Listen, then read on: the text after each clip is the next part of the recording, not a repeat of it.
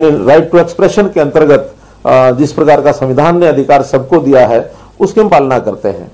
हमने कभी भी इन तथाकथित किसानों के, किसान नेताओं के जो वक्तव्य है उनको कभी रोका नहीं। उनके जो आंदोलन चल रहे हैं वो चल ही रहे हैं, और उसमें तो बल्कि वहां पर इतनी भीड़ होने के बाद, कोविड होने के बाद भी जहां वहां इतनी भीड़ है उसमें व्यवस्थाओं में बहुत से काम हमने किए हैं। हमने वहां स्वच्छता के नाते से, पानी के नाते से, वहां जो टेम्परेरी टॉयलेट्स है उसकी व्यवस्था की है, लाइट की व्यवस्था की है, वहां हेल्थ सर्विसेज को लेकर के मेडिकल फैसिलिटीज वो उनको दी हैं। तो ये सारे काम वहां किए गए हैं। लेकिन ये अच्छा नहीं कि कोई अपनी बात को कहना चाहे और हम किसी दूसरे का विरोध करें। ये लोकतंत्र का तकाजा नहीं है। देश ने आजादी प्राप्त की है और आजादी का जो हमारा लोकतांत्रिक व्यवस्थाओं का जो एक पालन हुआ हमारे संविधान के द्वारा, डॉक्टर भीमराव अम्बेडकर ने जो हमने व्यवस्था दी है, उसका उल्लंघन ये देश की जनता मुझे नहीं लगता बर्दाश्त करेगी।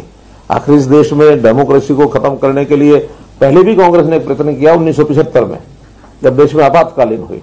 तो आपातकालीन के समय कांग्रेस का ये जो घिनौना काम है उसको लोगों ने उस समय पहचाना और कांग्रेस को नेस्तनाबूद किया, धराशायी किया। सत्ता इतने लंबी पुरानी उनकी सत्ता थी, उसको उखाड़ के फेंका। तो ये लोकतंत्र के प्रति हमारे देश की आस्था है, जनता सब जानती है। और आज के इस घटनाक्रम के कारण से तो मैं समझता हूं जनता को वो संदेश, शायद मैं अपनी बात में से इतना संदेश न दे पाता जितना बड़ा संदेश जनता को इस घटना के कारण से हो गया है। और बहुत से समाचार उसके बाद मेरे पास फोन आ रहे हैं कि ये ठीक नहीं हुआ है और ठीक नहीं किया है। और इसमें से एक हमारे समाज में खास करके किसान वर्ग की भी बदनामी इन लोगों ने कराई है, क्योंकि किसान का ये रवैया नहीं हो सकता, किसान का ये स्वभाव भी नहीं है। हमारा देश का किसान कितना ही कम पढ़ा लिखा होगा, बोला बाला होगा, लेकिन बहुत गहरी उसकी आस्था इन चीजों में, वो बहुत समझदार है। तो इसलिए इनको उस प्रकार का समर्थन मिलने वाला नहीं है। और इसमें भी अगर मैं किसी को, एक व्यक्ति को जिम्मेवार ठहराऊं तो उसमें जो परसों से वीडियो चलाया गुरनाम सिंह चढ़ूनी ने, तो गुरनाम सिंह चढ़ूनी ने जो जिस प्रकार का उकसाने का काम किया कि मुख्यमंत्री की जो ये सभा है, ये पंचायत है, ये नहीं होने देंगे, और हम उन्होंने अपने नौजवानों को या अपने जो साथ लगे उनके लोग हैं उनको आह्वान किया कि मरोड़ निकाल देंगे, ये करेंगे वो करेंगे। मरोड़ निकालने का विषय नहीं है मेरा। तो क्या, मैं समाज का प्रतिनिधि हूं, जनता का प्रतिनिधि हूं, मेरी कोई मरोड़ नहीं है। मुझे तो जनता के आशीर्वाद से ये स्थान अगर मिला है तो ये जनता की अगर मरोड़ निकालनी है तो उनके सामने आ जाएगी, उसमें कहीं कोई देरी नहीं लगेगी। इसलिए अब वो बहुत ज्यादा एक्सपोज होते जा रहे हैं। और इस आंदोलन के पीछे अगर हाथ है तो मैं समझता हूं कांग्रेस पार्टी का बड़ा हाथ है, कम्युनिस्टों का बड़ा हाथ है। तो ये सारे लोगों को भी इस बात का ध्यान में आता है कि ये कोई तौर तरीका नहीं है, क्योंकि कांग्रेस के लगातार वक्तव्य इस प्रकार के आ रहे हैं, उकसाने के, सबके सामने हैं। और जो नेता इनके जितने भी आंदोलन पर बैठे हैं और जो बातचीत में भी जाते हैं वो सब कम्युनिस्ट विचारधारा के हैं।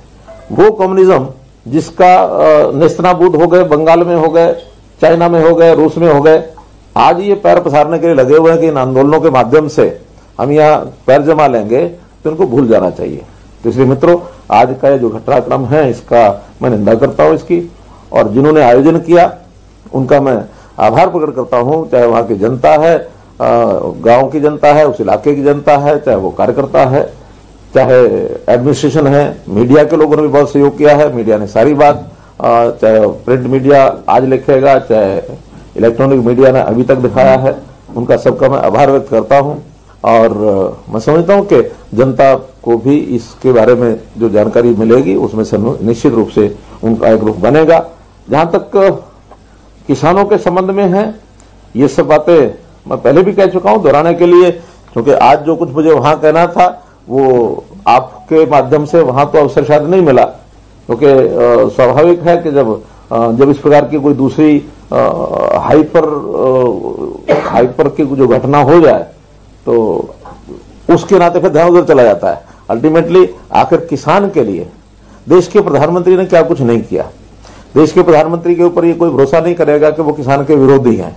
कोई भी वर्ग समाज का ये भरोसा नहीं कर सकता, क्योंकि बहुत वर्षों के बाद देश में, देश की व्यवस्थाओं को सुधारने में, दिशा देने में, गरीब समाज, मजदूर हो, किसान हो, छोटा दुकानदार हो, उन सब के हित में जितने काम अभी तक किए हैं, और जब काम नया कोई किया जाता है, नई व्यवस्था कोई बनाई जाती है, तो उसका विरोध कई बार होता ही है। प्रारंभ में विरोध होता है, बाद में लोगों को लगता है ये काम बात बहुत अच्छी है।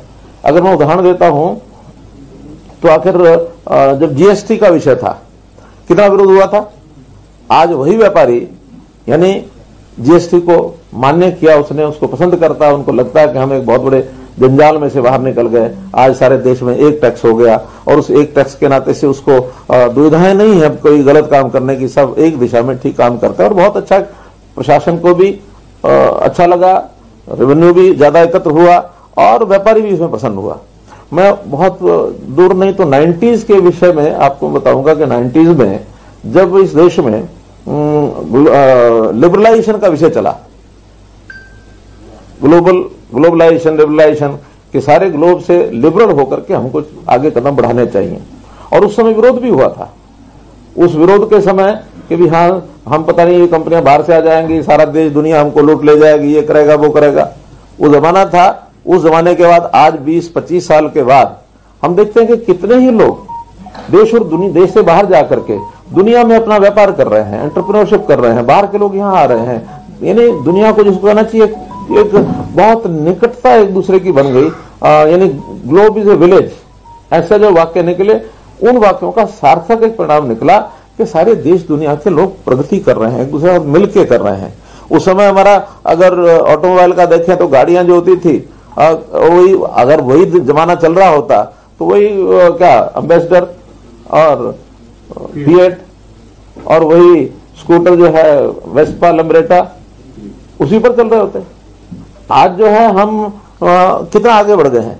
यानी अगर उन गाड़ियों के मॉडल हम देखते हैं तो उसके अंदर एक से क्या क्या क्या है, वो क्योटा, क्रेटा, टोयोटा, किया, जीप, किस किस लेवल पर कहां कहां पहुंच गए हैं। तो ये सारी चीजों का लाभ एक उस प्रकार के माहौल के बाद बना है। तो ऐसे नई परिस्थितियां, नई जो व्यवस्थाएं बनती हैं उसका विरोध हुआ करता है, हमको मालूम है। लेकिन उसके पीछे की यदि भावना ठीक है, उद्देश्य ठीक है, तो वो हमेशा जनहित में होता है, ऐसा हमारा विश्वास है। जहां तक इन 3 कानूनों का विषय है, तीनों कानून जनहित में है। और मेरा दूसरा कहना है कि जब भी कोई नई चीज आती है तो उसका उपयोग करने के बाद ही पता लगता है कि वो ठीक है या गलत है। मैं कहता हूं 1 साल अगर हम उपयोग करने के बाद देखते, मेरे जैसा व्यक्ति भी ये कहता है, अगर 1 साल के बाद हमें लगेगा इसमें ये चीजें कमियां हैं, तो हम ही जाकर के सब लोगों के साथ मिलकर के प्रधानमंत्री जी कहते हैं कि इसके अंदर न्यूनता है, कमी है, इसको ठीक करना चाहिए। हालांकि आज भी बहुत से जब शुरू में विषय निकाले गए कि इसके अंदर इन प्रावधानों के अंदर बदल करना चाहिए, तो बदल करने के लिए आज भी सरकार तैयार है। लेकिन जो एक रट लगाई कि मैं ना मानू, मुझे तो चाहिए ना, क्या ना, तीनों कानून वापस लो। अब ये कोई जिद से ये प्रकार की चीजें नहीं चला करती हैं। इसलिए 1 साल भर हम उसका उपयोग करें, और कोई गलत बात लगती है तो उसको हम छोड़ देंगे। और छोड़ने को आज भी बंधे हुए नहीं है। आज भी ये तीनों जो कानून हैं, ये कोई ऐसा नहीं है कि अनिवार्यता है किसान के लिए, अनिवार्यता नहीं है। मंडियां हैं, जहां तक मंडी का विषय है, सरकारी मंडियां आज भी हैं, आगे भी रहेंगी। उसके अंदर एमएसपी आज भी है, आगे भी रहेगा। एक रास्ता अल्टरनेटिव दिया गया है कि अगर प्राइवेट भी कोई मंडी आके खुलती है, उसमें यदि किसी को लाभ लगता है तो जाके बेचेगा, नो कंपल्शन। तो एक अल्टरनेटिव रास्ता दिया है, उसमें एमएसपी से ऊपर अगर मंडी में जाके कोई खरीदेगा तो उसको किसान को बेचने में कोई आपत्ति नहीं होगी, बल्कि उसको लाभ ही होगा। पहले ये नहीं था। एपीएमसी एक्ट में एक प्रावधान है कि हर एक परचेजर जो है, जो बायर है, उसको अपने आप को रजिस्टर कराना पड़ेगा। मंडी से बाहर ना कोई बेच सकता, ना कोई खरीद सकता है। एमएसपी जो है मिनिमम सपोर्ट प्राइस नहीं, बल्कि मैक्सिमम, जिसको कहना चाहिए मैक्सिमम सेलिंग प्राइस, ऐसी उभर गई। हर किसी को लगता है ये एमएसपी है, इसके ऊपर नीचे तो करना नहीं, इसी पर खरीदना है, मामला खत्म। आज किसान को एक अल्टरनेटिव मिला। इसी प्रकार कंट्रैक्ट का जो नियम है, कंट्रैक्ट की खेती, कंट्रैक्ट की खेती किसी न किसी रूप में पहले भी तो चलती थी। आखिर 2 व्यक्ति मिलकर के, एक के पास जमीन होती थी, दूसरा उसको बुआई करता था। जमीन वाला इतना समय नहीं था, या उसके पास साधन नहीं थे, या वो और कोई काम करता था अपनी खेती, वो जब नहीं करता था तो दूसरे को बटाई पर देता था। बटाई